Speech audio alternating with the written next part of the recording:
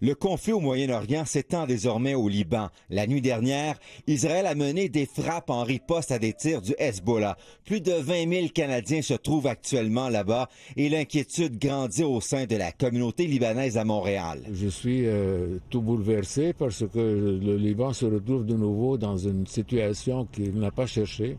Installé au Québec depuis 60 ans, Paul Sidani a de la famille au Liban, dont sa sœur. Lorsque je suis avec elle au téléphone, on entend les drones qui passent par-dessus. Elle est effrayée. Il redoute une escalade du conflit. Cette intervention qui supposait être contre l'Iran, ça va amener à une escalade régionale qui, malgré ce que Trump dit, que ça finira en 4 semaines, je ne pense pas qu'il a raison, puis ça ne finira pas. Ça va amener à une guerre civile. D'autres membres de la communauté partagent ces craintes. On a peur pour eux. Les conflits sont graves et ça menace le Liban. On n'a pas dormi hier, on trouve, on pense, on regarde la télévision, on parle avec eux.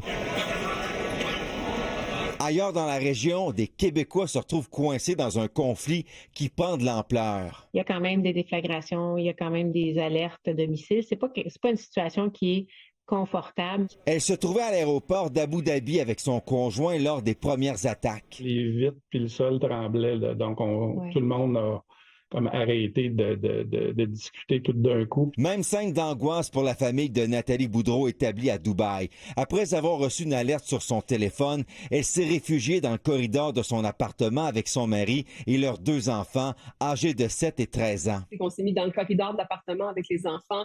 On s'est habillés, on avait nos souliers, on avait nos passeports à proximité au cas où. La première nuit a été éprouvante pour la jeune famille qui a été ébranlée par le bruit des détonations à proximité de leur résidence. Ce qu'on entend, ce sont les détonations. C'est quand même des bruits assez forts et assez surprenants.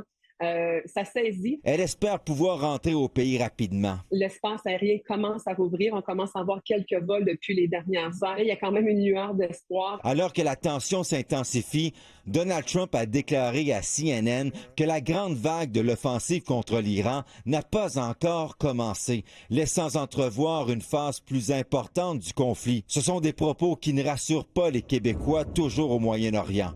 Kevin Crank-Desmarais, TVA Nouvelles.